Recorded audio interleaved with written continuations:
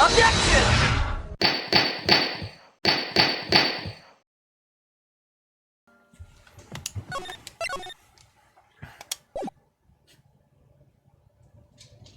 February 9th, 11:15 a.m. Excuse me, Mr. Edgeworth. I'm really not sure what to say. Iris, we only have 20 minutes. There are two things which I need to ask you before we reconvene. All right, I'll help you any way I can. First, about that night. You really didn't go to the inner temple, correct? The last witness claims to have met and talked with you in the inner training hall. Either you or Sister Bikini is lying. Mr. Edgeworth, it is just as I said yesterday. Until the incident occurred, I was in my room in Hazakura Temple. Very well. The second thing, then. That night, the temple snowmobile was used in between the time Sister Bikini returned to the main hall and when she bore witness to the murder. Sometime between 10:30 and 11 p.m. that night. Were you the one who used the snowmobile? There is only one key for the snowmobile. The only person who could have used it was me. So it was you. But why? What made you go out to the dusky bridge? I'm sorry, Mr. Edgeworth.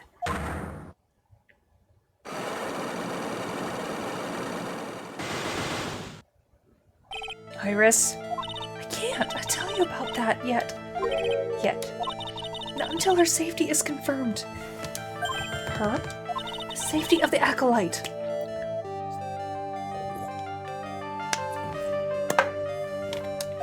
Acolyte, huh? She must be talking about Maya. Iris, look me in the eyes and tell me the truth. Did you kill Elise Dunim?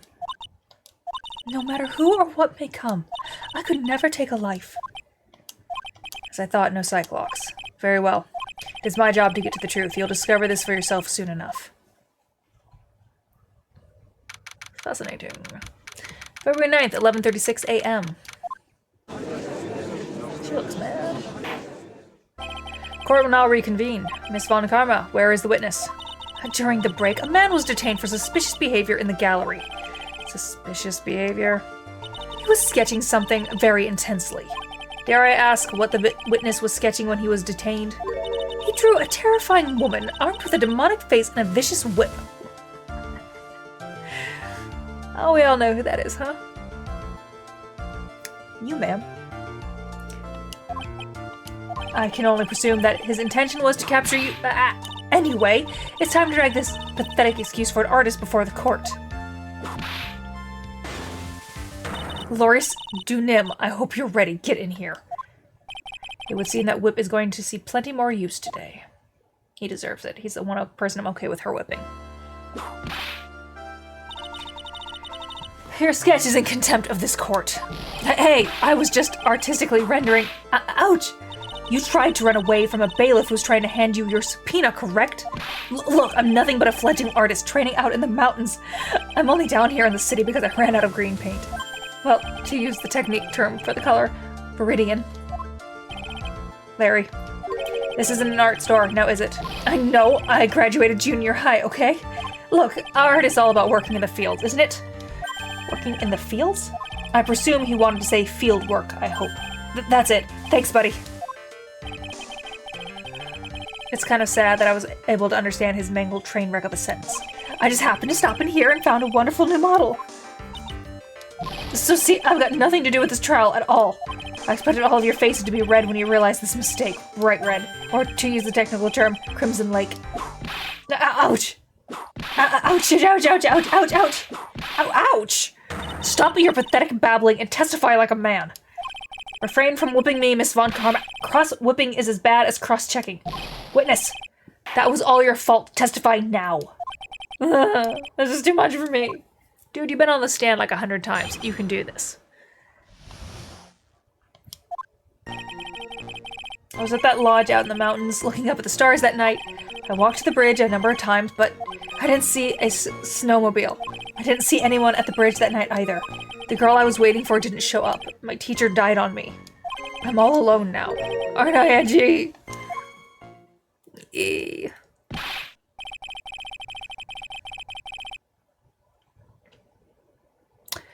Witness, please refrain from talking directly to the lawyer during your testimony. I'm just a nobody, nothing but a small, worthless man, aren't I? And why wasn't I asked for my name and occupation or anything else? Mr. Edgeworth, this man seems to have quite a severe inferiority complex. He's recently been the cause of numerous incidents. I think he's finally realized for himself just how much of a nuisance he has been to other people. Yeah, that's right, I'm behind every case. Watch out, okay? Just touching me will make you eternally unhappy. Oh, son of mine. So I gotta stop slouching. It's probably not good for my back. Or my double chin. Well then, let us proceed with the cross-examination with no touching, thank you. We can delve into other details at a later time.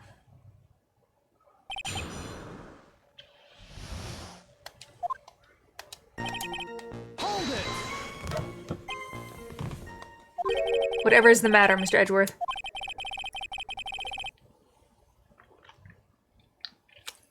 This one single statement is full of contradictions. For a minute there, I thought I was going to collapse. So, witness, any idea as to where these contradictions in your testimony lie? Depending on your answer, I may stay with my whip. Okay, give me a minute. Well, it was snowing that night, so I couldn't possibly have seen the stars. That rundown shack is hardly a lodge, is it? And even if the stars could be seen, it isn't like I was there to look at them, right? See? You can do it if you try. Ouch! There is only one issue here. What you saw at Dusky Bridge. Bridge a number of times, but... Hold it! A number of times. How many? Maybe 5 times? I went once every 20 minutes. Which means you spent almost 2 hours at Heavenly Hall that night? You bet. Real love is about waiting with your heart in your hands. Love, you say. It was this man's intention to summon the defendant to the small shack, using this blackmail letter. But blackmail? No, that was simply a product of overflowing love. Ow!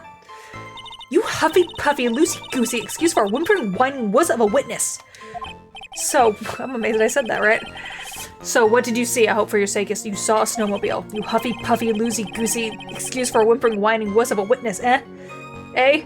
I think he's Canadian, or, that other place.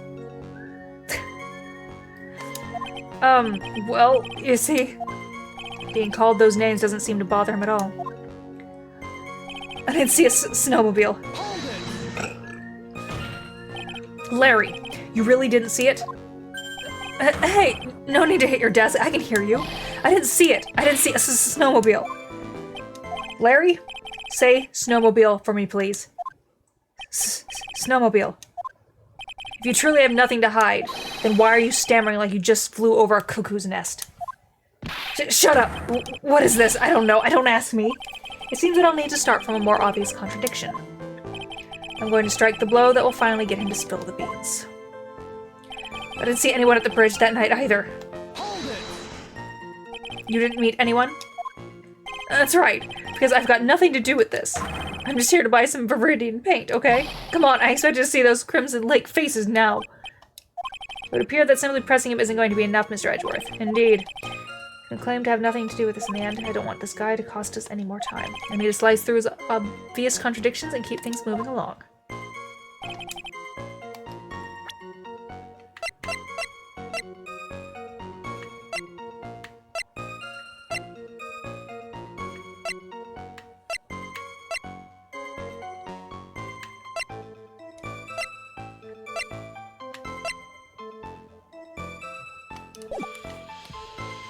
I'm assuming it's that he did see someone.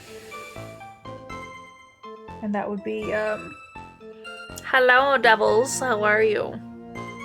Sorry, I didn't see that. I don't know when you posted it. I'm sorry. I was reading. Objection! Larry Butz, I can understand why you might want to throw your old life away. You're pretty pathetic and you cause all sorts of trouble. I'm sorry.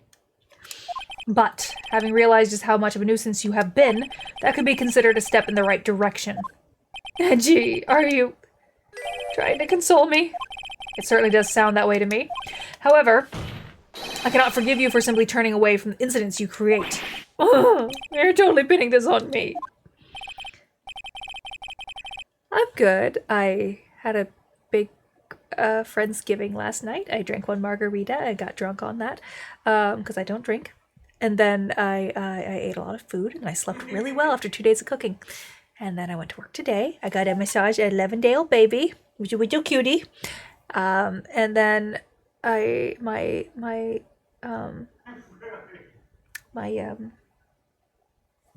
Velcro bike came and I put it together.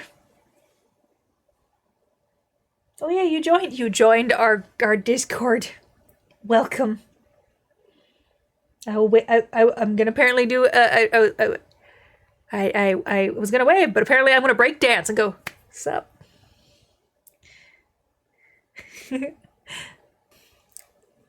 Yeah. Oh, it ended up being so much more food because my friends brought way more than I was expecting. I asked like someone to grab a couple things, then he just grabbed a bunch of shit. My cousin brought a bunch of bread, and then I was like, oh god, if we have all this bread, we're gonna need cheese and meats, and so it kept getting bigger. And then I had everybody take home some little bento boxes full of food, and I still have a lot. The only thing that fully ran out was the meat for the pot roast. We put the rest in jars and sealed them, and yeah, it's good. When I put this on YouTube, when I'd be like, skip ahead to ignore my explanations of shit. All right.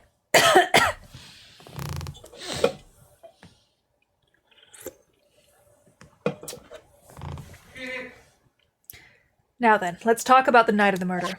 Sister Bikini, after seeing the murder take place, asked Phoenix Wright to report it. Thus, he had headed for the public phone by the bridge. There, he happened across a certain nefarious individual. You, Larry Butz. That's right, me, in the flesh. Listen carefully, witness. It doesn't matter if you change your name. As long as you remain pretty pathetic, you will continue to cause these incidents. That reality will not change. But, what do you want me to do then? Larry, what you need to change is your inner self, but for now, what you saw that night. Testifying truthfully about this one issue is all I need from you. Edgy, I think I've finally woken up. Well, I guess I could still be sleeping. But anyway, I'll do it. I'll testify. Well, I'm not sure this will go especially well. I'll ask again, then witness. What did you see on the night of the murder?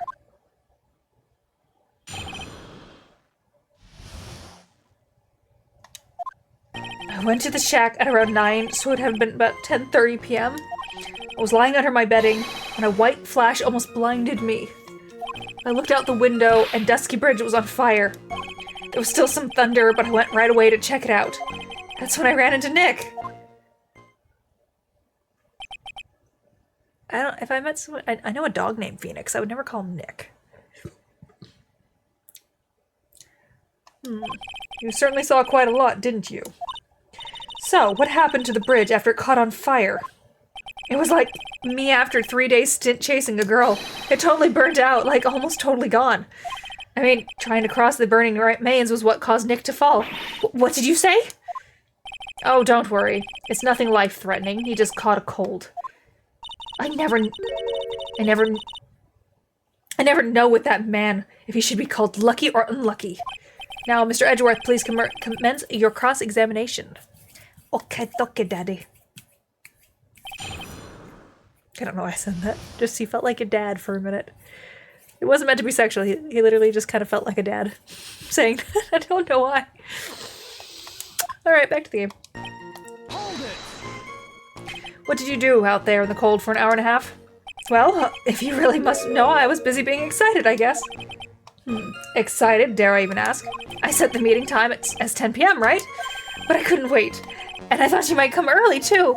Well, it appears she didn't come at all in the end. Because they never arranged to meet in the first place, did they? Shut up! Don't go picking my fond memories apart! Anyway, I was getting a little worried. I thought maybe Iris had lost her way, so every 20 minutes or so I went out to the bridge. But I didn't see anything particularly suspicious. I didn't have anything else to do, so I went back to the shack to wait for her.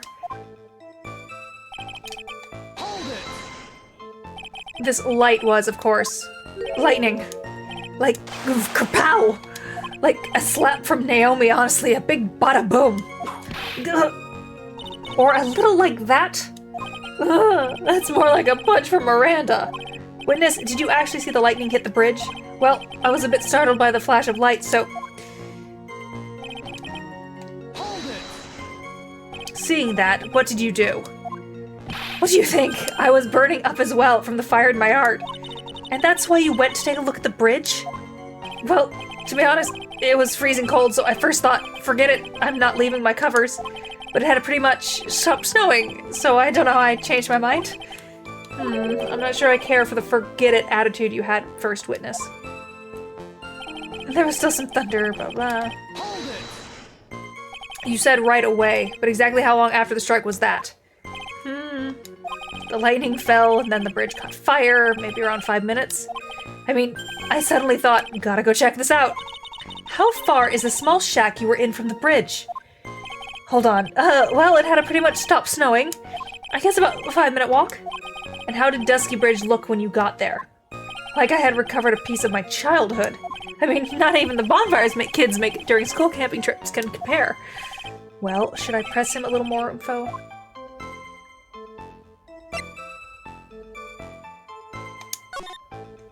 Larry, let me ask you one thing. What is it, Edgy? What's with the serious face? Why didn't you call anyone? Huh? What do you mean? Normally, when faced with a towering inferno, one would try and tell someone. There's a public phone right by Dusky Bridge, correct? Well, of course I thought of doing that. So then, let's hear why you didn't. Yeah, okay, my reason. It isn't that I didn't try to tell anyone, I just didn't have time to, okay? Hold it! You claim to have arrived at the bridge at the same time as Wright? Yeah, I thought I'd better tell someone about this. But then Nick came up yelling about murder, and it totally made me forget about the bridge. The fire was pretty much out by then anyway. What's this feeling? I suddenly have a terrible case of unease. It was after contacting the police that Phoenix Wright fell from the bridge, correct? Yeah, that's pretty much it, more or less. He told me about the burning bridge yesterday, but there's still something that doesn't quite fit. Looks like, despite his change of heart, Larry still isn't telling us the whole truth.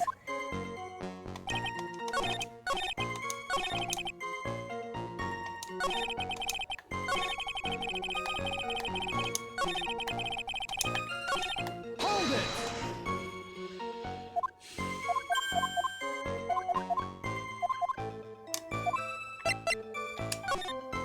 So you suddenly thought to check out the bridge? Does this mean that you initially had no intention of doing so? Well, yeah, I guess it does. It was really cold. I didn't really want to go out there. And that's the case. Why did you change your mind? I would like to hear your reasoning. In which case, please give a testimony to the effect, witness. My reasoning? Okay. Reasoning, is it?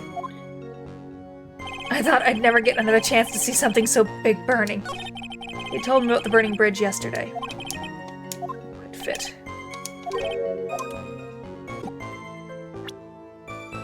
Objection! Your very existence being a contradiction, I'm not sure if you can grasp this or not. What the heck, Edgy? You make me sound like some sort of alien. But your testimony is conclusively contradictory. The problem here is time. I've never been the best timekeeper, you know. 3 minutes after Billy leaves on foot, you follow him on your bicycle. How long does it take for you to catch up with him? Terrible of those. This is much more simple. You saw the lightning strike Dusky Bridge, and immediately went to see what had happened. Is this correct? Yeah, well, I wasted about 5 minutes first, but more or less.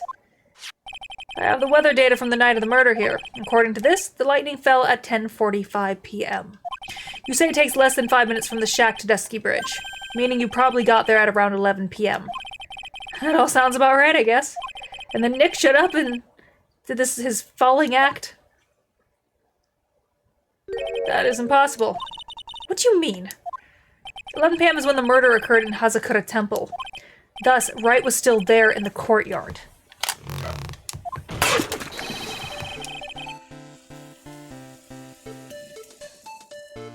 Oh, good thing it's sugar-free.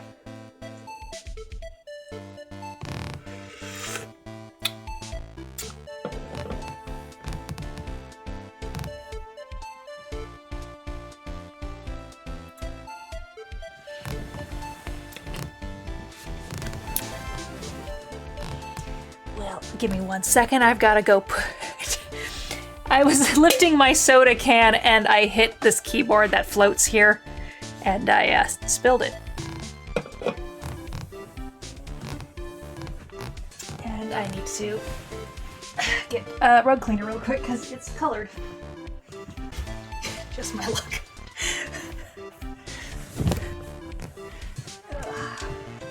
And we don't want colored soda stains on a rental rug, do we? Just down on the floor. Just ignore me. Almost got it. Ow! Just hit my head on the thing. Damn it, keyboard, you're causing a lot of problems today for me. Oh, I'm having a Larry Butz moment.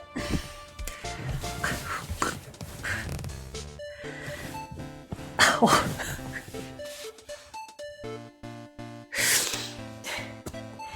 It's not as bad as like 2 weeks ago. I was crouched by my TV putting some wires back together, and I went up and it hit me, went over my eye and down my face, and I had like a little bit of blood.